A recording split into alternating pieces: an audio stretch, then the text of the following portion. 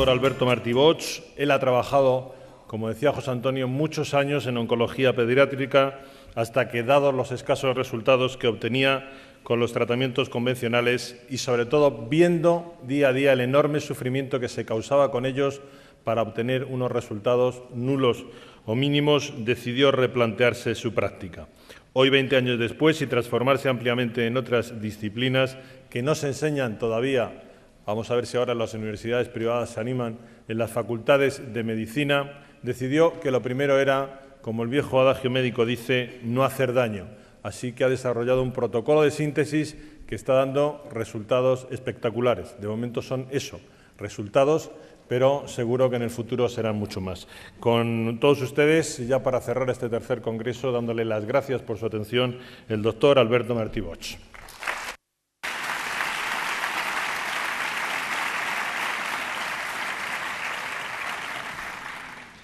Gracias por su cálida acogida. Gracias, Antonio, por tu presentación.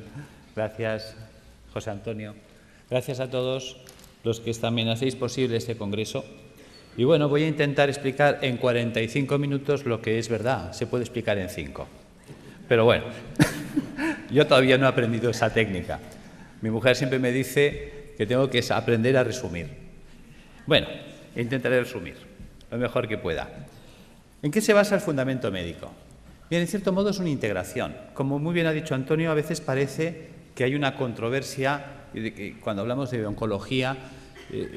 Estamos hablando de acidificación, estamos hablando de alcalinización. ¿Quién tiene razón? ¿El cáncer es un problema alcalino? ¿El cáncer es un problema ácido? Los dos planteamientos tienen razón, porque todo va a depender de qué estemos mirando y dónde estemos mirando. El tumor en su interior es alcalino, mientras que en su exterior es tremendamente ácido. Por lo tanto, se genera esa dualidad, acidosis metabólica y alcalosis tumoral. Vamos a intentar explicar cómo se genera este fenómeno, que también esto nos va a permitir abordar la enfermedad y provocar la apoptosis tumoral. Es decir, el motivo del proyecto de trabajo que yo desarrollé inicialmente tenía una finalidad. Como yo trabajaba en hospital, me movía en hospital, estaba formado con la línea de hospital, veía realmente que en aquella época, pues, si tenemos una leucemia, un linfoma o un cáncer de mama, es igual, según sea de niños o de adultos, pues la única solución que teníamos era la quimioterapia. Pero esta realmente resultaba ser una terapia muy dura para el paciente, náuseas, vómitos, pérdida de pelo, en muchos casos hasta se perdían los dientes, se descalcificaban las personas, dolores terribles. Claro, te planteabas cómo conseguir que el niño que estaba en tratamiento, cuando yo estaba en oncología infantil, cómo conseguir que el niño sufriera menos y cómo conseguir también que el tratamiento fuera más eficaz. Es decir, si en lugar de dar 20 sesiones, si lo podíamos solucionar con 10, con 5. Bien, y eso es lo que me llevó a investigar qué podíamos hacer para mitigar la situación del paciente. Entonces, me planteé que lo primero que teníamos que hacer era entender, para resolver un problema, lo primero que hay que hacer es entender el problema. ¿Qué es el cáncer? Te dicen, bueno, unas células que se han vuelto malas. Y bueno, sí, pero ¿y por qué? Ayer no eran malas y hoy sí lo son. Algo ha hecho que estas células degeneren, algo ha hecho que estas células se alteren. ¿Qué es lo que hay? Nadie daba contestación. ¿Hay alguna...? ¿No se oye bien en la sala? Es que parecía que había un comentario por el fondo. Bien, volvemos. Entonces, ¿qué es lo que qué es lo que puede hacer que la célula se vuelva mala? Bien. Pasa el tiempo, indagas, te mueves, estudias medicina ortomolecular, estudias fitoterapia, estudias homeopatía, estudias dietética y nutrición, que son cosas que en la facultad no nos enseñan. Tienes que marcharte fuera del país, porque aquí eso no se enseñaba. Entonces, pues bueno, tuve la suerte de ir topando con gente extraordinaria, como fue Brillinger, el grupo de Hofer, estuve con Demar, Saint-Jean, en Francia, en Austria, estuve en Holanda con Oswald, estuve en Manchester con Norman Eddy, pude estar en Houston con el grupo de John Stiles, Will Spark, Denis de Lucas. Toda esta gente me fue abriendo un campo de posibilidades y una visión de la enfermedad. Con todo ese bagaje de contactos y conocimientos, pues entonces nos planteamos montar ya un proyecto. Yo estaba en la universidad haciendo prácticas de histología y me hizo gracia que muchas veces hacía extinciones y a unas salían artefactadas y otras no. ¿Qué es un artefacto? Un artefacto es cuando al hacer una tinción, si esto es una célula, aparecen manchas alrededor de ellas. Te decían que lo habías teñido mal. Y en cambio otras salían perfectas, solo se teñía la célula y el entorno no. Bien, tú con la ignorancia de estudiante piensas que sí, que igual has hecho mal la tinción, pero un día cae en tus manos un libro. Y el doctor Pischinger es un hombre que es anatomopatólogo, es catedrático de la Facultad de Medicina en Viena, en Austria, y presenta una tesis doctoral cum laude que se presenta, creo que se publicó en el año 70, The Matrix and the Matrix Regulations. Yo este trabajo lo conozco a través del doctor Ovirne. Me intereso por ese libro, lo leo, y creo que este hombre nos abre las puertas a la comprensión de la enfermedad, no del cáncer, de todas. Este hombre nos plantea que la enfermedad empieza alrededor de la célula, no en la célula. Es el entorno celular el responsable de que la célula se altere. Bien por fallo renal, bien por fallo hepático, bien por fallo pulmonar o bien por fallo multisistémico, todos a la vez. El sistema básico, podríamos decir que consta de esto, de pulmón, hígado, riñón, sistema vascular arterial, sistema vascular venoso, sistema intersticial, célula. En este caso hemos puesto la piel, pero que sepáis que también puedo poner mucosa, es indistinto. Si os fijáis, de aquí para aquí piel y de aquí para adentro mucosa. Si ahora cortara el labio, tendría en un lado piel, otro mucosa y el sistema celular en medio. Luego entenderéis por qué explico este detalle. Bien, ¿qué ocurre? Resulta que el pulmón, el hígado y el riñón son filtros que como tales trabajan 24 horas al día desde que nacemos hasta que morimos. El corazón de una persona en reposo sabemos que mueve 5 litros de sangre por minuto. Luego, por cada uno de estos filtros pasarán, lógicamente, como mínimo 5 litros de sangre por minuto. Todo el mundo entiende que si esto es el filtro del aire de un automóvil, ponemos en marcha el automóvil y el aire pasa a través del filtro, el filtro se va a ensuciar. Y te dicen que cuando esté sucio, cuando tenga 5 o 10.000 kilómetros según el tipo de filtro, que lo cambies. Lo entendemos en un coche, pero no lo queremos entender en las personas. Vamos a reflexionar sobre este dato. 5 litros de sangre por minuto y una persona en reposo. Si cada minuto pasan 5 litros de sangre, ¿qué es lo que están filtrando estos señores? Los residuos metabólicos del sistema celular. De la sangre arterial es la que lleva oxígeno, azúcares, grasas, proteínas, minerales. ¿Para qué? Para nutrir al sistema celular. Hay que enviarle oxígeno, hay que enviarle grasas, hay que enviarle proteínas para que la célula se nutra, se oxigene, viva. Pero esta célula, cada vez que respira, cada vez que recibe oxígeno, ella genera un residual metabólico o basura, que es el CO2. Si yo le envío grasas, ella la va a usar y la va a metabolizar, y cuando esta grasa se degrada, la tira, que es el colesterol. Algo así cuando nosotros ponemos aceite de oliva en una sartén, freímos un huevo, freímos una chistorra y cuando el aceite está quemado lo tiramos. Pues el colesterol sería el aceite quemado, que este debe ser eliminado. Y si le enviamos proteínas, me devuelve ácido úrico. Son ejemplos sencillos. Sabemos que es mucho más compleja la bioquímica celular, pero nos vamos a centrar en 3 datos, en 3 valores fácilmente comprensibles. ¿Qué hay que hacer con estos residuos, esos excrementos celulares? También veréis por qué hablo de excremento, que se excreta. Pues tendrá que ir al sistema venoso y a través del sistema venoso alcanzar pulmón, hígado y riñón y ser eliminados. Fácil es entender que si la célula genera 3 bolsas de basura y eliminamos 3 bolsas de basura, no hay problema. Resulta que estos residuos son de carácter ácido. Ácidos grasos, ácido úrico, ácido carbónico. Bien, mientras el cuerpo sea capaz de hacer esto, no hay problema. Volvamos, rebobinemos. Hemos dicho que el corazón de una persona en reposo mueve 5 litros de sangre por minuto. Eso quiere decir que si en un minuto pasan 5 litros de sangre por el pulmón, el hígado y el riñón para ser filtrados, en 60 minutos pasarán el equivalente a 300 litros.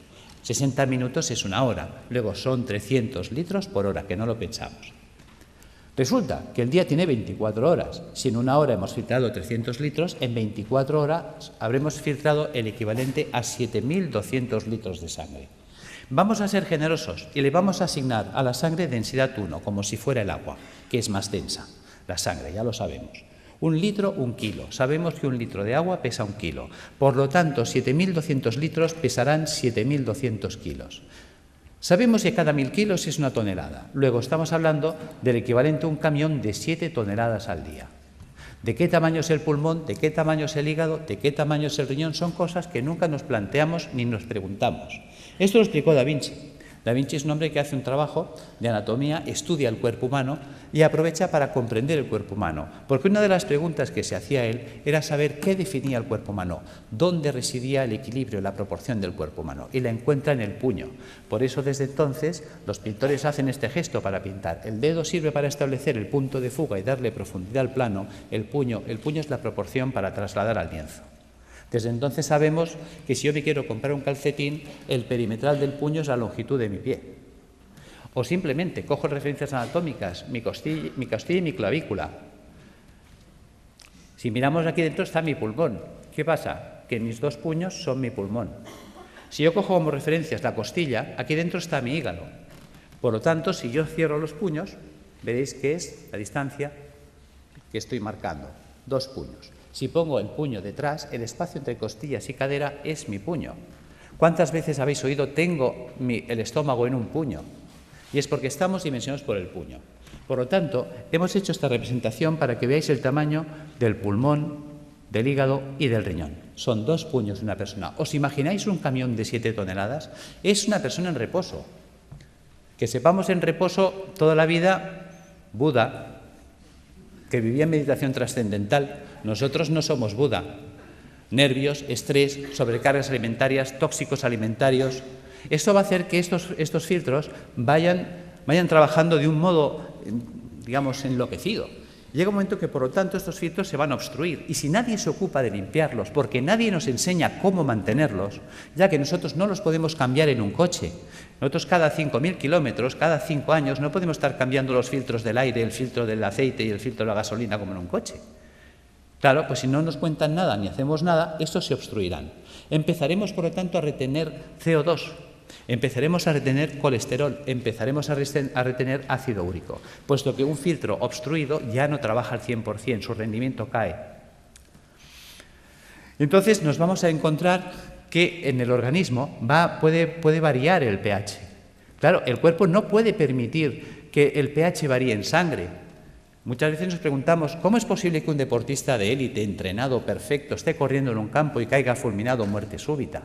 Porque a veces ha ocurrido eso, un bloqueo metabólico. Es decir, la acidosis metabólica que ha generado ha sido tal que su pulmón, hígado y riñón no han sido capaces de drenar, ha entrado en una acidosis metabólica brutal en sangre. Sabemos que una variación del pH en un medio provoca un stop de reacciones químicas. Las reacciones químicas en sangre se paran, muerte. Algo tan simple, digamos, se nos pasa por alto. Estamos encontrándonos que entonces el cuerpo muchas veces lo que hace para evitar este fenómeno, evitar que haya un stop de reacciones químicas en sangre, empieza a hacer un acúmulo, va a retener estos radicales ácidos libres en el espacio intersticial. Por lo tanto, se irá empantanando el sistema. La interposición de residuos metabólicos en el espacio intersticial entre el capilar y las células, las endotoxinas, van a generar una serie de dificultad para la nutrición celular. Son los trabajos también de Reykjavik, cuando hablaba de la homotoxicología, es decir, la célula acabará ahogada por sus propios residuos metabólicos, por sus propios detritus, por sus propios excrementos. Esta barrera de ácidos que se nos va a formar, de ácido úrico, de ácidos grasos, etcétera, va a impedir que la célula se nutra. Veamos. ¿Veis la diferencia de imágenes? Es decir, la célula sana vive, digamos, flotando. El 70% del cuerpo es agua. Fijaros que eso es lo que llamaríamos el plasma intersticial. Ella tiene que vivir en una piscina de agua cristalina y transparente. Si los filtros se obstruyen, y ya este drenaje no se puede llevar al 100%. Imaginaros que la capacidad de filtraje es del 80%. Quiere decir que el 80% del carbónico, el 80% de los ácidos grasos, el 80% del ácido úrico se eliminará, pero el 20% se quedará parte atascado en los filtros, parte en sangre y parte se empezará a acumular en el espacio intersticial. Si esto se va llevando en el tiempo hacia adelante, acabará ocurriendo esto. Fijaros que ahora el entorno celular, y esa era la idea de Pischinger, la enfermedad empieza alrededor de la célula, no en la célula. Es el entorno celular el que va a degradar ese sistema. Fijaros que ahora la célula ya entra en precario. Fijaros que estos son ácidos. Los ácidos son altamente corrosivos. ¿Qué pasa? Que si yo tengo aquí oxígeno y quiero que el oxígeno vaya del capilar hasta la célula, tiene que atravesar esta barrera de ácidos y reaccionan con él y se lo sacuden del medio. Cualquier nutriente tendrá que quedarse aquí, atacado por los ácidos, con lo cual la célula se queda sin oxígeno y sin comida, y además atacada químicamente por sus propios ácidos. Fijaros que esto explica el por qué. Cuando yo tengo un tejido sano y hago una tinción celular, no se artefacta el entorno celular, mientras que cuando tengo un tejido enfermo y hago una tinción en una anatomía patológica, sí se artefacta el entorno celular, sí que fija colorantes. Se utilizan habitualmente colorantes de carácter básico, los ácidos fijan las bases, luego el entorno celular se ha vuelto ácido. Por lo tanto, los que hablan de que la degeneración celular está basada en un proceso de ácido, tienen razón, aquí están los ácidos. Claro, fijaros que esta célula en estas condiciones, ¿qué opciones tiene? Solo tiene dos opciones. Sin oxígeno, sin comida y atacada químicamente por los ácidos, opción 1, morir por falta de oxígeno, quemadas químicamente por los radicales acumulados a su alrededor. Fijaros que si una célula no se defiende, no reacciona, porque la célula no es una tuerca, no es un tornillo, es un ser vivo, es inteligente, es un ser que, lógicamente, pues decimos que si no estuviera vivo no se podría morir. Fijaros que esta célula tiene que tener su capacidad de reacción. Una vez hicieron unos programas de televisión que clavaron esto. Creo que era una serie de dibujos animados que se llamaba Érase una vez la vida. Ahí lo clavaron. Las células son los ciudadanos del cuerpo. Los órganos, los edificios donde viven los ciudadanos. Arterias y venas, calles y avenidas, por donde transportamos los alimentos, por donde recogemos las basuras. Los nervios, el tendido eléctrico, las líneas de teléfonos, el sistema nervioso central, el ayuntamiento. Cuando miramos el cuerpo desde esta situación que parece infantil, fijaros que los americanos, si algo han tenido bueno, es enseñarnos ciencia a través de mecanismos infantiles, pues ¿por qué no aprovechar ese sistema que es altamente didáctico? Y tendremos una comprensión mayor de la enfermedad. ¿Qué pasa si las células se mueren? Imaginaos que una célula no se defiende, no reacciona. Se queda en ese medio y dice, bueno, pues me muero, esto ya se acabó. ¿Veis? Si se mueren las células del cerebro, porque esto está pasando en todo el cuerpo, entonces me quedaré sin células cerebrales, Alzheimer. Si se me mueren las células de la base del cerebro, Parkinson. ¿Veis? Fijaros que aquí tengo un cable en la mano. Por todos sitios hay cables. Los cables tienen un forro de plástico. Los cables conducen los impulsos eléctricos que en estos momentos nos permiten la informática, la luz, todo. En el cuerpo los nervios conducen todos los impulsos eléctricos y electroquímicos. Pero están forrados de la vaina de mielina. La vaina de mielina sería el plástico. ¿Qué pasaría si yo echara un chorro de ácido sobre los plásticos, sobre los aislantes de los cables? Que el ácido haría una acción corrosiva sobre el plástico. El cable se cortocircuitaría, pero dejaría de conducir. ¿Qué pasa si resulta que los nervios que me están uniendo esta célula con el cerebro, la mielina es atacada por los ácidos que hay a su alrededor? Se degrada la mielina. Sin mielina hago una enfermedad desmielinizante, esclerosis múltiple, esclerosis lateral amiotrófica, esclerosis en placa. Pissinger fue un genio. Nos hizo entender las enfermedades. ¿Veis? ¿Qué pasa si la célula, imaginaos que aquí ponemos piel y aquí le ponemos un pezón? ¿Veis? Esto es una célula del pecho. Imaginaos que esta célula se muere. ¿Veis? Un tejido con células muertas es un tejido fibroso. Hablaremos, por lo tanto, de fibromas. ¿Ves? Fibroma mamario, fibroma uterino, fibrosis prostática. ¿Ves? Que el fibroadenoma a nadie le preocupa. ¿Por qué a nadie le preocupa? Es un fibroma. Pues porque un fibroma son células muertas y las células muertas no matan. Fijaros cómo somos. Vemos el problema, pero no estamos siendo capaces de valorar la trascendencia del problema. ¿Ves? Mientras tanto, si se mueren las células del pulmón, amigo, fibrosis pulmonar, fibrosis hepática si se mueren las del hígado, fibrosis renal si se mueren las del riñón. Y fíjate que decimos fibrosis pulmonar de causa idiopática. ¿Y por qué hablamos de causa idiopática? Porque estamos acostumbrados a que si no hay bichito no hay causa. Entonces tiene que haber el bichito. Y si no encontramos la bacteria de turno, el hongo de turno o el virus de turno, entonces no sabemos por qué se ha fibrosado el pulmón. Y es tan sencillo como esto. Al pulmón le está llegando más basura de la que puede tirar. Y es una basura de carácter ácido. Imaginaos que yo soy una célula pulmonar, tengo que recibir el carbónico, tirarlo, coger el oxígeno, meterlo. Y estoy todo el santo día trabajando como un burro. Y de pronto me empieza a llegar más carbónico del que puedo tirar porque yo estoy agotado. Al final yo acabo sepultado en carbónico. El carbónico químicamente me quema. Al quemarme me muero. No es tan difícil de entender. Y eso pasa en el hígado, pasa en el riñón. ¿Veis? Son las enfermedades esclerosantes que llamamos, que están ahí en el saco perdidos de Dios. Las enfermedades de carácter idiopática, claro, para eso no hay tratamiento, porque no hay la pastillita. Bien, ¿qué ocurre si la célula sobrevive? ¿Veis? La célula decide no morirse, va a luchar. Hay células que se rebelan. Yo soy un superviviente, yo voy a luchar. ¿Cómo lo hace? Hay 4 mecanismos. Uno, hacer un globo de agua. Voy a retener agua y me voy a envolver en agua. Me monto mi mini piscina. Vale, ¿veis? Estoy desplazando los ácidos, mantengo un canal de comunicación con el sistema celular, con el capilar arterial, y recibo nutrición y tiro la basura fuera. ¿Veis? Fíjate que en el sistema celular del cuerpo funciona el dime tú qué sabes. O lo que hacemos todos en un examen cuando nos hace una pregunta y no sabemos. Miramos al de al lado. Oye, ¿tú qué haces? Dice, yo me echo un globo de agua. Dice, vale, yo te me hago otro. Y la de al lado me copia. Y se empiezan a copiar todas las células.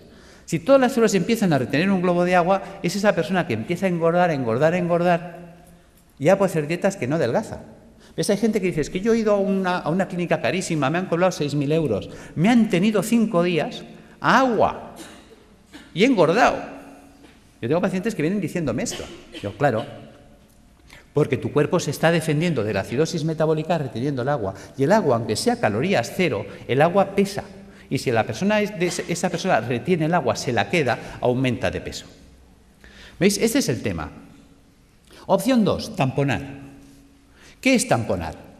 Tamponar es convertir un ácido en una sal. ¿Veis? Fijaros, por ejemplo, aquí tenemos una imagen de un hueso y una imagen de un hueso pues ya osteoporótico, lleno de agujeros, parece un queso gruyère. ¿Veis? Yo tengo ácido clorhídrico, que es un ácido terrible. Yo podía hacerlo reaccionar con hidróxido sódico. Con el OH del hidróxido sódico y el hidrogenión del clorhídrico, puedo formar H2O. Y con el cloro y el sodio, cloruro sódico. ¿Veis? He convertido el ácido clorhídrico en cloruro sódico. Fijaros que si yo tengo una jarrita de ácido clorhídrico y dejo caer un chorrito en la mano, tal como cae el chorrito, me perfora la mano más rápida que un Black & Decker. Lo sabéis.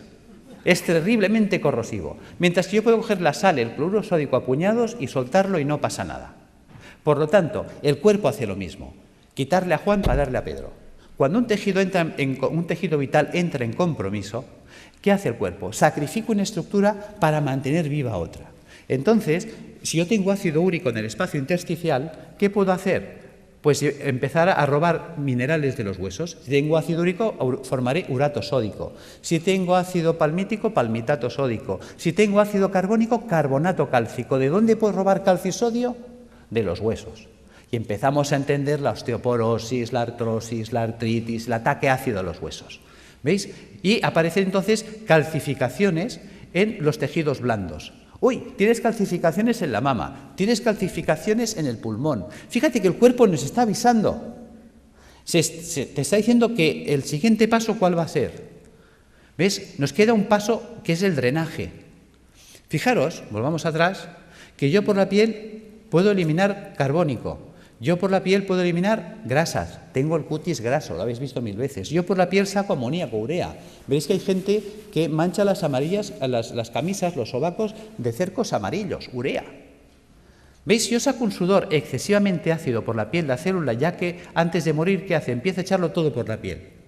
Si saco un sudor muy ácido por la piel, se me quemará la piel. Ataque químico, dermatitis, psoriasis, eczemas. Por eso dicen que la psoriasis no se cura, porque la quiero curar con una pomadita desde fuera, cuando el problema está dentro. ¿Veis? Vamos entendiendo las enfermedades. Realmente nos abrió los ojos. Si yo entiendo la enfermedad, yo puedo resolver la enfermedad. Si yo entiendo el problema, yo puedo resolver el problema. Lo que no podré es nunca resolver un problema que no entiendo o no quiero entender. Esta es, diríamos, la situación en la que nos encontramos. ¿Veis? Podemos hacer el drenaje hacia las mucosas, que decíamos antes. Si en lugar de drenar hacia la piel, dreno hacia las mucosas, pues entonces tendríamos un problema a nivel de mucosas, llagas de boca, llagas de esófago, llagas de estómago, colitis ulcerosa. Claro, la gente dice, oye, ¿qué es lo que y por qué hay gente que drena por la boca y otros drenan por el colon y otros drenan por el estómago u otros drenan por la piel? Porque el cuerpo, hemos dicho, que es como una ciudad donde el sistema nervioso central es el ayuntamiento. Ejemplo. ¿Veis? Creo que hubo una época en la que Madrid tenía un conflicto de basuras. Y entonces se reúne el Cabildo y decide montar pues un vertedero de las basuras de Madrid, creo que fue en San Sebastián de los Reyes. Pregunta, ¿qué ciudad se contaminó? Respuesta, San Sebastián de los Reyes. Claro, llega un momento que la gente de San Sebastián de los Reyes está hasta aquí de la basura de Madrid. Y dicen, oye, a ver, ¿qué hacemos? Bueno, el Cabildo de Madrid se da cuenta de que es verdad, se reúne y dice, bueno, ahora vamos a tirar la basura hacia Madrid, a Toledo. ¿Quién se va a contaminar ahora? ¿Veis? El cuerpo hace lo mismo. El sistema nervioso da órdenes y las células ejecutan las órdenes. Dicen, tira la basura por la boca. Pues el tío por la boca, pues llagas de boca. Oye, tíralas por el recto. Pues el tío ahí, colitis ulcerosa.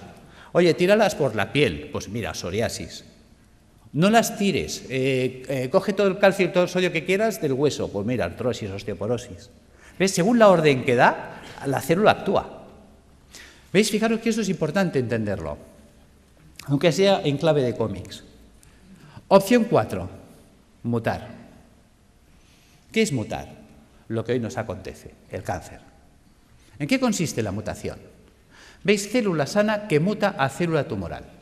¿Cómo vive la célula sana? La célula sana vive en un medio alcalino, vive con oxígeno, vive con poco sodio y vive utilizando proteínas levógiras giradas a la izquierda. ¿Qué ha pasado? Ha pasado que el medio se ha vuelto ácido. ¿Veis? La célula tumoral muta porque su entorno ya no es alcalino, se ha vuelto ácido. Se ha quedado sin oxígeno. ¿Qué opción le queda a esta célula sin oxígeno? Solo tiene dos opciones, o morir o mutar. ¿En qué consiste la mutación? ¿Veis? Sabéis que la célula para vivir necesita energía. La energía es el ATP.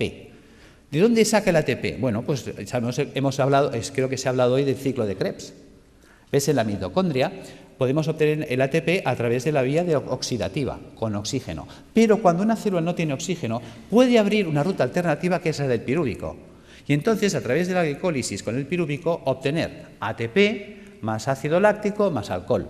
Por eso, quien nos dice que en los tumores hay alcohol, se explica, porque es una ruta de fermentación ácida. Y esa ruta anaeróbica le permite seguir viviendo a la célula, que es un mecanismo de supervivencia, porque está en juego su vida. Y entonces ella, ¿qué hace? Empieza a cargar mucho sodio en su interior. ¿Veis? La célula normal, la célula sana, tiene potasio en el interior del citoplasma y sodio fuera. Se invierte, entra el sodio dentro de la célula a mansalva y el potasio sale, porque estamos usando un sistema inverso. ¿Veis? Ahora se explica cuando dicen es que los tumores son alcalinos. Claro, la célula tiene que ser muy alcalina en su interior para aguantar el ataque ácido exterior. ¿Entendéis que todos tienen razón? Si yo estoy mirando el interior tumoral, me encuentro con una alcalosis, mientras que si estoy mirando el exterior, me encuentro con acidosis. Esta es la explicación. Por lo tanto, vamos entrando en razón. Cuando estamos ya en una situación tumoral, ¿qué nos propone la medicina académica? La medicina académica nos propone que hay que cortarle la cabeza al tumor, evidentemente si se puede, si es accesible quirúrgicamente.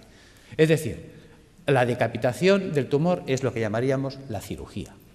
Opción 2, a la hoguera, achicharrar el tumor. La radioterapia. Opción 3, el envenenamiento. Eso sería la quimioterapia. ¿Ves? La célula tumoral, la quimioterapia es un citotóxico, o sea, es un tóxico para la célula, hay que matarla.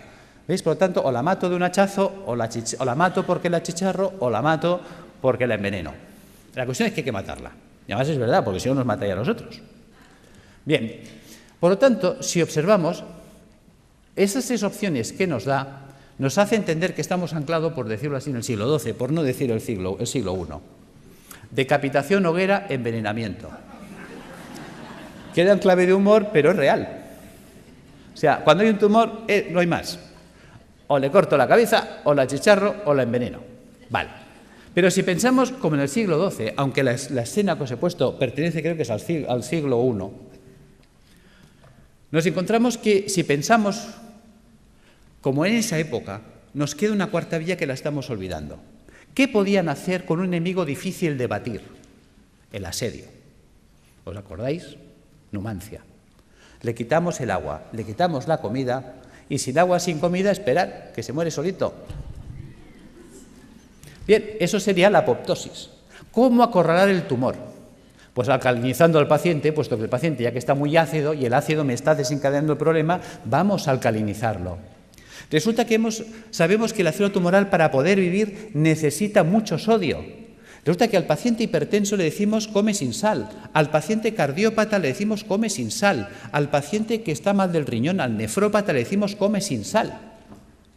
Pues digamos al oncológico que coma sin sal, puesto que la célula tumoral necesita mucha sal para ser muy alcalina en su interior. Si le quito la sal, lo hago polvo.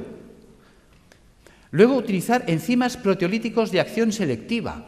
¿Qué es un enzima proteolítico de acción selectiva? Una enzima que destruye proteínas, pero no todas. ¿Cuáles? Las dextro. Resulta que la célula tumoral, para vivir, ha tenido que desarrollar un tipo de proteína que es la dextro. Fijaros que en el cuerpo todos los aminoácidos son L-metionina, L-cisteína, L-arginina. ¿Por qué? Porque nuestras proteínas son levo, pero las proteínas levógiras son estables en un medio alcalino, en un medio ácido no son estables. Luego necesito una proteína estable en un medio ácido, la dextrógida. Vale, pero si yo pongo a circular enzimas proteolíticos de acción selectiva que destruyan a esa proteína, ¿ves? Ya le he quitado el sodio, le he quitado la comida, le quito los ácidos. Y luego resulta que la célula tumoral, al volverse anaeróbica, se vuelve vulnerable al oxígeno. El oxígeno es tóxico para las células anaeróbicas, las mata. De hecho, yo he estado en Alemania aprendiendo técnicas de ozonoterapia porque el ozono es tóxico para la célula anaeróbica. Vale. También podemos utilizar peroxidasas, enzimas que ayuden a liberar mucho oxígeno en los tejidos. ¿Cómo conseguir esto? ¿Cómo vamos a alcalinizar al paciente? Recuperando la función del hígado y del riñón y del pulmón, eliminando las toxinas acumuladas en el espacio intersticial. ¿Cómo lo vamos a hacer? Pues con dieta alcalinizante, con hidroterapia, con tratamiento natural y con tratamiento físico. ¿Veis? Si yo utilizo quimioterapia solo, ¿cuántos pilares tengo? 1. Mientras que si uso dieta, baños, tratamiento natural y tratamiento físico, ¿cuántos pilares tengo? 4. Es más estable. Esa es la idea. Que entendamos qué es la dieta, que nunca se nos habla de ella, qué es la hidroterapia, la gran olvidada. Hasta se me ha llegado a decir que esto no es científico. Y me lo han dicho médicos, esto de los balnearios, esto no es científico. Y resulta que existe en la Universidad Complutense una cátedra de hidroterapia médica, de hidrología médica. O sea, ni siquiera sabemos lo que tenemos en nuestras propias universidades. Y es de las mejores cátedras que hay en Europa. Cuando te mueves fuera, te hablan, oh, la doctora Bacaicoa. ¿Y tú quién es la doctora Bacaicoa? Hasta tienes que empezar a buscar y pues dices, san Dios, tengo que conocer a esta mujer. Cuando me cae el libro, y también, digamos, es un libro que he escrito, ahora no recuerdo el otro autor, que también es un profesor emérito, dices, por Dios, empiezas a tirar del libro y dices, ¿y por qué me han ocultado que existe esto a mí? Bien, seguimos. ¿Qué es esto de las plantas y qué es esto del tratamiento físico? Vamos a entrar ahí. ¿Por qué dieta? Muy importante. La dieta cárnica es acidificante de la orina. Si yo me como carne, mañana estoy haciendo pis de carácter ácido. Mientras que si yo como vegetariano, mañana estoy haciendo pis de carácter alcalino. ¿Qué quiere decir esto? Que la dieta vegetariana me alcaliniza. Vale. Por tanto, vamos a hacer dietas vegetarianas. ¿Veis? Un filtro sucio no es un filtro roto. Un filtro sucio se puede lavar. ¿Y con qué se lavan las cosas? Con agua. A veces tan simple que es, no nos lo podemos creer. Resulta que el 95% de la fruta y la verdura es agua. Con la dieta vegetariana se lavan los filtros. ¿Veis? Ensalada, bistec y fruta. Quito el bistec. ¿Qué me queda? Ensalada y fruta. ¿Veis? ¿Os suena los viernes no comer carne? Claro que os suena. Que la gente dice, uy, eso es cosa de curas. Claro, y la palabra cura viene de curar. Mens sana in corpore sano.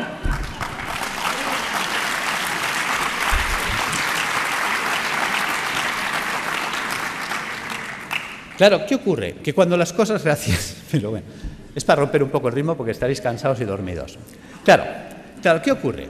Claro, la gente lo relaciona con los curas, pero con la parte mística. Claro, dice, la gente dice, ¿y esto de dónde lo han sacado los curas? Vas tirando del libro y los curas lo sacaron de un médico, Galeno. ¿Ves? Yo me acuerdo cuando empecé la carrera de medicina, fue la época que se rompieron los números clausus y entraron 3.000 personas a la universidad. Dijeron, nada. Puertas abiertas, que entre todo el mundo y que sea un curso selectivo. Y estábamos 3.000 en primero de carrera. Y entonces había una asignatura opcional, optativa, que se llamaba Historia de la Medicina. ¿Sabéis cuántos se apuntaron a esa asignatura de los 3.000 que estábamos en primero? Nadie más. Con lo cual me fue genial, porque tuve un catedrático, clases particulares para mí solo. Y ese hombre, que fue el doctor Felipe Cid, al cual le tengo un recuerdo maravilloso, me dijo: te voy a citar una frase de Napoleón para empezar tu formación en historia de la medicina. Hay de aquel pueblo que olvida su historia porque está condenado a repetirla. Tenía razón. Y luego me citó otra frase de Oppenheimer. Decía: solo tiene futuro aquel que investiga en el pasado, porque investigando en el pasado se puede redescubrir el futuro. Tiene miga. No dijo descubrir, dijo redescubrir. ¿Veis? Nuestros abuelos nos decían: está todo inventado. Y era verdad. ¿Por qué me remito a Galeno? Galeno fue aquel médico que dijo: vale más prevenir que curar. ¿Cómo llega a esa conclusión Galeno? Porque Galeno fue el médico de los 3 nos. ¿Ves? En la época de Galeno te inscribías en la facultad, por decirlo así, el 15 de septiembre y el 30 de septiembre ya eras médico. Ya está. Y como la ignorancia es atrevida, ¡hala!, todos a ejercer. Claro, también hay que saber que en aquella época, con que supieras si el paciente hacía de vientre negro, qué malo. Si hacía rojo, mira, a lo mejor puede ser un hemorroide, ¿no? Si vomitaba verde, tranquilo. Como vomitara rojo, aburem, ¿no? Y si se vomitaba negro, dalo por muerto. Ya está, ya eres médico. O sea, porque claro, no había nada. ¿Cuáles son los 3 grandes nos de Galeno? Él sale, se sienta, como hombre sabio que fue, y por eso nos acordamos de él, y dice: primer no sé medicina. Con lo que me han enseñado no sé nada. Segundo no tengo medicamentos, no existían, los inventó él. Tercer no, si no sé medicina y no tengo medicamentos, no puedo curar. Obvio. Claro, ¿qué hace Galeno? A Galeno le enseñan la medicina hipocrática. Hipócrates había dicho otra cosa. Hipócrates dijo: que tus alimentos sean tus medicamentos, que tus medicamentos sean tus alimentos. Y se queda tan pancho. ¿Por qué dice esto? Porque él observa cosas curiosas. En aquella época la gente vivía muy asilvestrada, todos vivíamos en el campo, muy silvestres, y encima vivíamos con vacas y ovejas, y sinceramente el ser humano tiende a copiar y a hacer lo que hacen los demás animales. ¿Ves? Que además es curioso, tiene relación con la historia de la medicina y la historia del medicamento. ¿Veis? Fíjate que un vaquero, o sea, un señor que cuidaba vacas en Escocia, creo que fue, le contó a un veterinario que había observado, que le llamaba la atención desde pequeño, que cada vez que una vaca le salía un tumor o un bulto en la mama, en las ubres, pues que dejaba de comer pasto normal y se iba a buscar una planta que nunca la comía, que nadie la quería. O sea, tú se la ofrecías y te la escupía. Pero cuando tenía un tumor o un bulto en las ubres, iba como loca a buscarla. ¿Y qué iba a buscar esa vaca? Vinca, la vinca per vinca. Resulta que el veterinario no deja en saco roto el comentario del pastor, sino que coge esa planta y se la lleva a la universidad y la analizan. Y se dan cuenta que es verdad, que en la vinca existe un principio activo antitumoral. De ahí salió la vincristina. ¿Os suena? ¿Veis? La historia del medicamento viene de las plantas. Pues lo mismo hizo Galeno. Galeno se da cuenta de que Hipócrates hablaba de que los pacientes que se ponían amarillos, es decir, el hígado, empezaban a comer como locos alcachofas, se veían alcachofas. Entonces, muchos mejoraban si comían muchas alcachofas. ¿Cuál era el problema? Que había que comer 60 alcachofas al día. Se establece un concepto de dosis. Claro, a ver quién es el guapo que desayuna, come, merienda y cena 60 alcachofas al día y durante un año.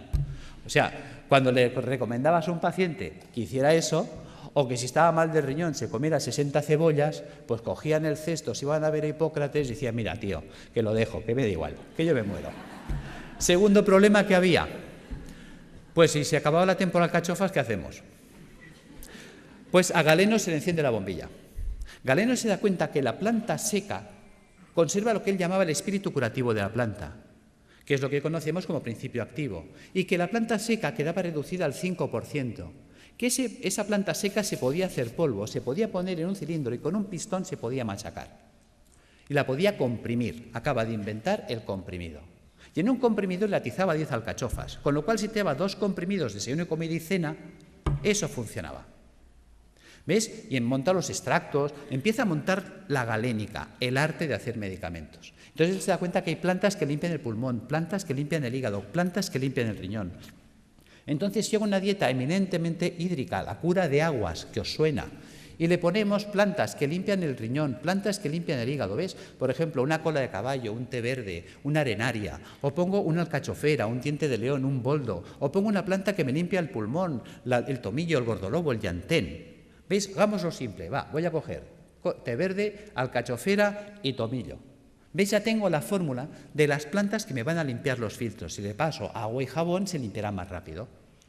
Claro, si encima le cojo los trabajos de Demetrier con los oligoelementos, me meto en los trabajos de eminentes investigadores en el mundo de la ortomolecular, vitaminas, enzimas, las acciones que tienen, vamos a mejorar la actividad y la funcionalidad de estos órganos, con lo cual el drenaje de los ácidos se va a activar. Me voy a remitir también a Galeno. Galeno se da cuenta de la importancia de los baños termales. Fijaros que en aquella época habían las termas romanas. ¿Ves? Galeno establece un sistema de dieta a la gente que venía a su consulta. ¿Ves? En las casas romanas, en los domus, había el vomitorio. La gente se levantaba, comía y se iba a vomitar para seguir comiendo, hasta que reventaban. Y cuando llegaban a Galeno, él en sus textos lo decía. El paciente me llega gordo, seboso, sudoroso, con un sudor repelente, un fétor vomitivo y unas deposiciones putrefactas. Decía, está podrido por dentro. Y además decía, huele a cloaca obstruida, que los romanos tenían alcantarillas, o sea, ya sabía lo que se decía él. Fijaros, por lo tanto, decía, hay que desatascar la cloaca, es decir, todo el tubo digestivo. Entonces, él, por un lado, se da cuenta de la función del agua. ¿Cómo funciona el agua? El agua termal nos vamos entendiendo ya por qué funciona. ¿Veis? Las aguas termales son aguas calientes. Por lo tanto, si yo me sumerjo en agua caliente, ¿qué pasará con los poros de mi cuerpo? Se van a dilatar. Sabemos que el agua de los balnearios son aguas minerales. ¿Qué minerales tienen? Cloruro sódico, cloruro magnésico, cloruro potásico y así. A una concentración salina no menor de 20 gramos de sal por litro de agua. Resulta que el agua de nuestro cuerpo tiene 9,4 gramos de sal por litro de agua. Claro, se va a generar un gradiente de ósmosis, los líquidos van de donde hay menos a donde hay más. Cuando yo me sumerjo en una bañera con agua caliente y salada, ¿veis? Fijaros que aquí en medio todos tenemos una vena gorda, que podríamos llamar que es la alcantarilla, donde van todos los residuos celulares. Pero si yo abro los poros y con la sal tiro para afuera, estoy sacando de mi cuerpo ácido carbónico, ácidos grasos, ácido úrico. O sea, realmente el baño termal es una diálisis percutánea, es un riñón, es un pulmón, es un hígado artificial de alto rendimiento y de bajo coste. Con el tiempo, lo que era del pueblo, porque fijaros que era la época de la res pública, la cosa pública, la época romana en la que vivía Galeno, por lo tanto eran los baños públicos, las termas romanas, con el tiempo los baños pasaron a la aristocracia. Vale. Pero como todo se recicla, con el tiempo el baño que estuvo en la aristocracia volvió al pueblo. Y volvió simplemente por un tema de avaricia. Fijaros que un balneario pues vale, por ejemplo, uno baratito, hoy en día vale 120 euros al día. Quiere decir que un tratamiento de 30 días nos costaría 3.600 euros y estabilizar a un paciente oncológico 10 meses, 36.000 euros.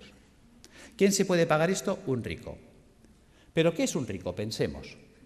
Y no me digáis que es un tío con pasta porque es falso. Sabiduría popular. El padre obrero, el hijo caballero, el nieto pordiosero. Es decir, hay el que hace el dinero, hay el que se lo ventila y la familia venida menos. ¿Veis? Un rico no es eso, no es un señor con pasta. Un rico es un señor que siempre está pensando cómo tener las cosas sin pagar, que por eso es rico. Porque gana y no gasta. ¿Ves? El rico iba al balneario y dice, a ver, ¿qué tiene el balneario que cura tanto? Dice que las aguas son termales. Dice, Pepe, pon un termo en mi casa. ¿Ves? Si yo caliento lo hago en un termo, el agua que sale del termo es termal. ¿Qué más necesito? Dice, es que esto, una bañera. Pues Pepe, pon una bañera. ¿Qué más pasa? Oh, es que el agua son minerales. Jacinto, tú que eres químico. A ver, ¿qué tiene el agua que cura tanto? Jacinto que analiza y dice, oh, es que el agua tiene minerales. ¿Cuáles? Cloruro sódico, cloruro magnésico, cloruro potásico. Joder, esto es sal de cocina, ¿no? Sí, pues échale sal al baño. ¿Cuántas veces habéis oído sales de baño? Pero ¿cuántas veces os habéis preguntado por qué hay que echarle sal al baño? ¿Cuánta sal tengo? Uy, perdón. ¿Cuánta sal tengo que echar al baño? ¿Para qué tengo que echar al baño? ¿Ves? Nunca nos preguntamos. Somos poco curiosos. Resulta que Jacinto, que era químico, le dice, es que tiene 20 gramos de sal por litro de agua. Claro, el tío que está acostumbrado a hacer números dice, pues que me haga una bañera que llena hasta la mitad cubique 100 litros. Las bañeras estándar de casa, llenadas hasta la mitad, cubican 100 litros de agua. Dice, ¿y eso? ¿Y por qué hasta la mitad? Hombre, hasta la mitad, porque por el principio de Arquímedes, cuando yo me meto en la bañera, el nivel del agua sube. Y o dejo un espacio o a fregar. Bien. ¿Por qué 100 litros? ¿Cómo sé que en mi bañera tengo 20 gramos de sal por litro de agua? Echando 2 kilos de sal. ¿Ves? 2 kilos son 2.000 gramos. 2.000 gramos en 100, tacho 2 ceros. Tacho 2 ceros, 20:1. Ya tengo la concentración salina. ¿Qué vale 1 kilo de sal? El otro día lo compré en el Capravo, mientras no nos suban el IVA, a 15 céntimos el kilo. Luego 2 kilos, 30 céntimos. 30 céntimos por 30 días, 9 euros. Y en casa. Yo tengo pacientes que me llegan desesperados, y no por falta de razón. Me dicen, estoy en insuficiencia renal crónica desde hace 10 años. Ya he entrado en lista de trasplante, no aparece el trasplante y vienen hechos una pena, pobrecitos. La diálisis ya no da de sí y como no aparezca un riñón en 6 meses, yo no salgo adelante. Simplemente por decirle, ponte en la bañera con 2 kilos de sal cada día, a los 15 días ese hombre está alucinado de cómo tiene sus análisis, porque está haciendo una diálisis diaria. Está sacando ácido úrico por los poros, por ósmosis. Ósmosis percutánea. No pensamos el poder de la bañera. Ahora la gente está quitando las bañeras y abriendo los balnearios.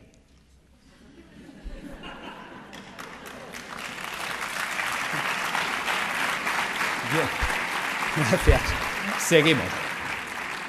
Ya entendemos para qué la bañera, ya entendemos para qué una dieta hídrica. Hay mucha gente que me dice, Alberto, ¿hay que ser entonces vegetariano? No, tampoco.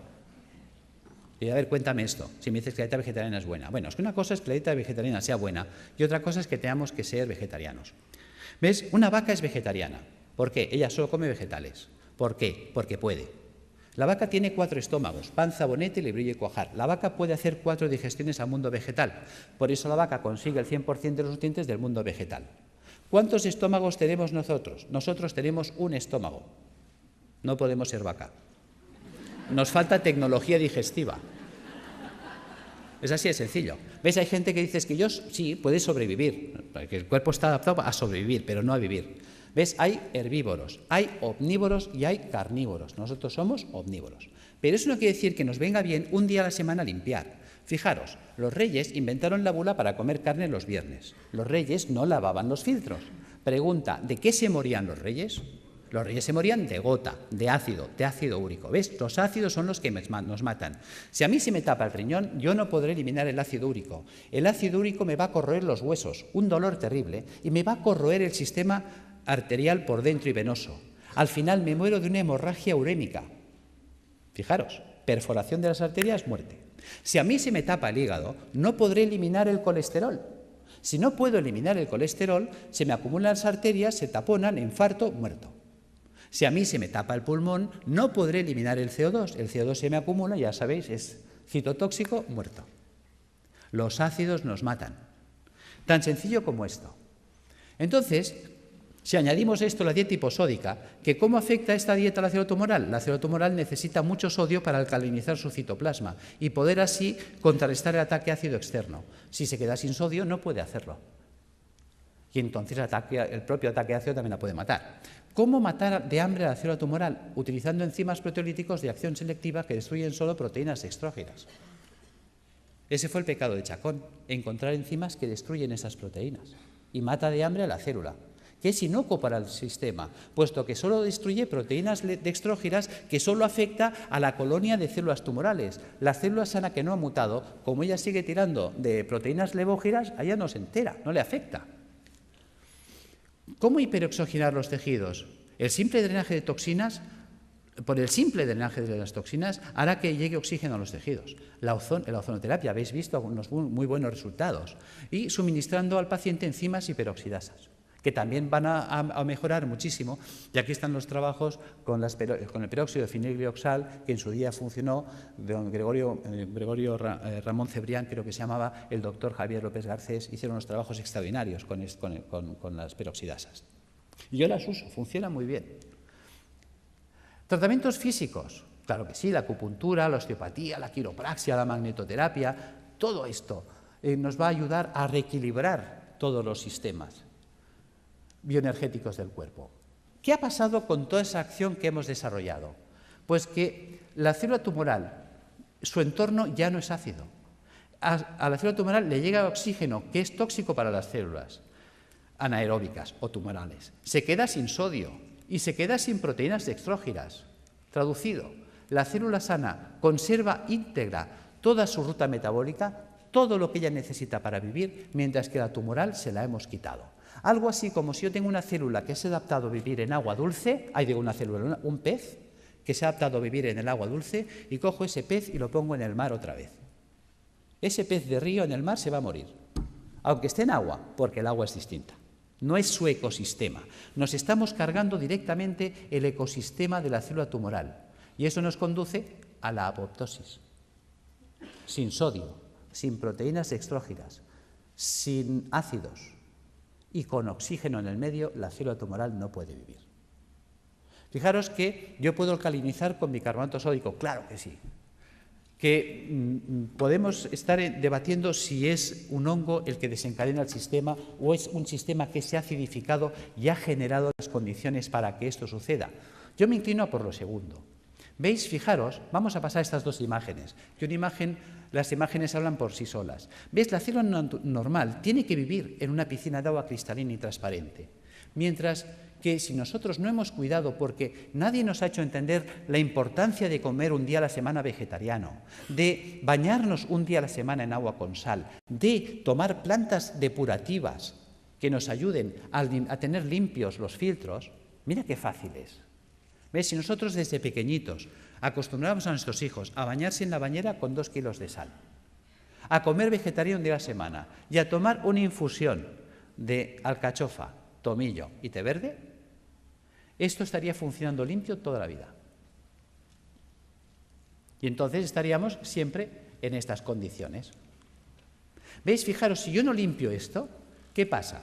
Que ahora esta célula que tendría que estar viviendo en una piscina de agua cristalina y transparente, ahora tiene que vivir en una piscina de aguas fecales, sus propios excrementos, porque a lo que hemos comentado antes, ¿veis?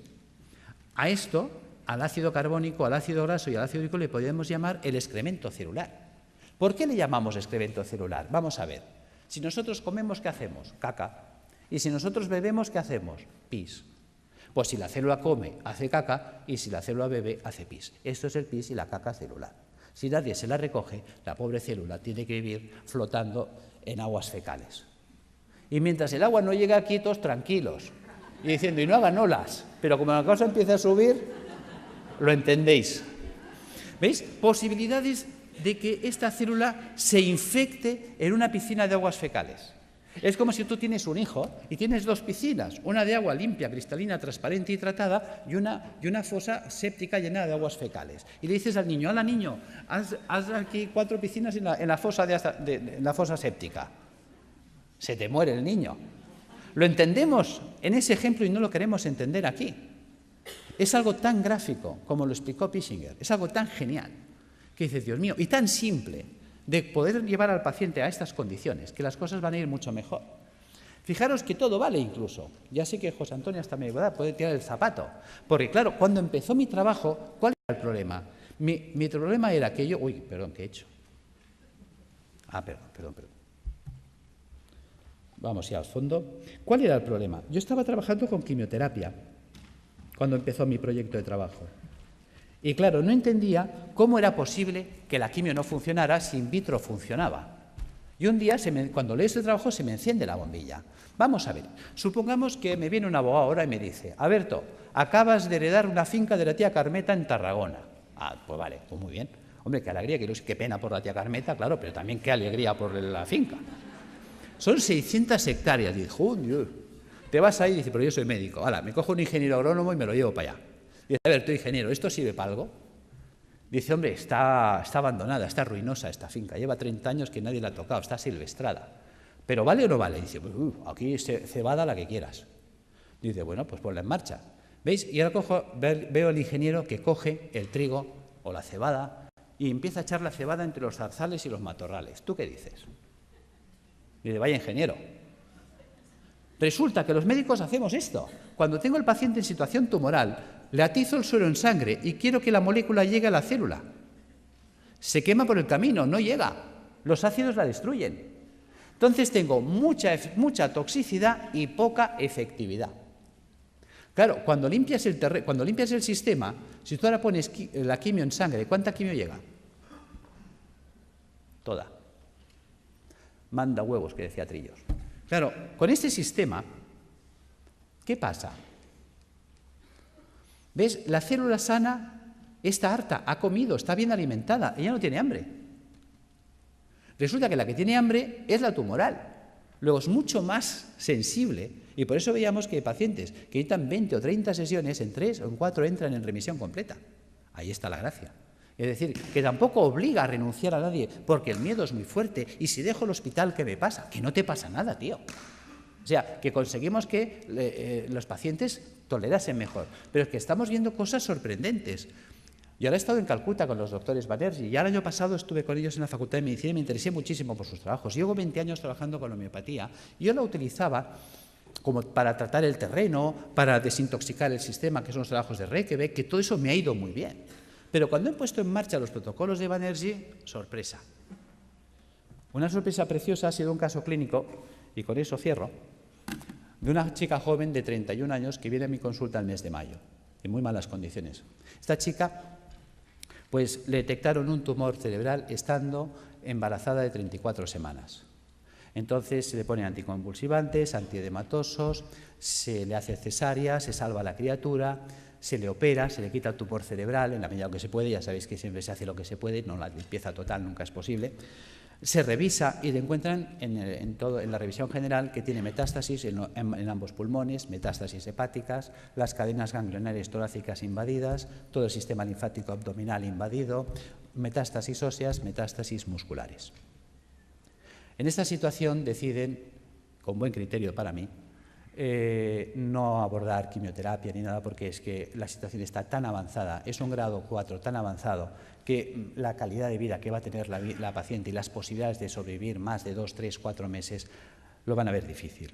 Entonces deciden tratamiento paliativo y nada más. En estas condiciones llega la consulta y pones en marcha todos estos dispositivos.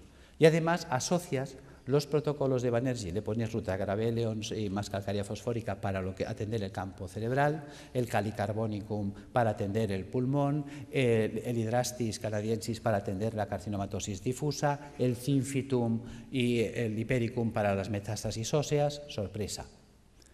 Resulta que al mes viene muy mejorada la mujer. En el mes de julio se le pide pruebas y se las hacen el 13 de julio. Y en el 13 de julio le observan, después de 2 meses y medio de tratamiento, que las metástasis pulmonares habían desaparecido, las metástasis hepáticas desaparecidas, las lesiones ganglionares en remisión completa, la lesión tumoral ni rastro cerebral desaparecida y las lesiones metastásicas de huesos y de músculos reducidas en un 50%. Esta mujer la volvemos a ver en septiembre, el estado general actual es increíble. Realmente está evolucionando muy bien. Ha sido catalogada de remisión espontánea. Y decimos...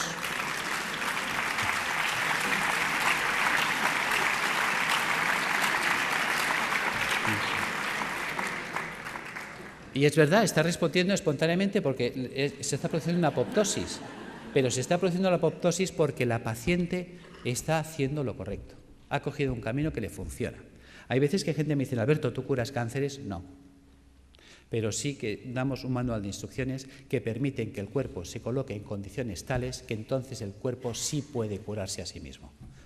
En fin, espero no haber sido pesado. Gracias.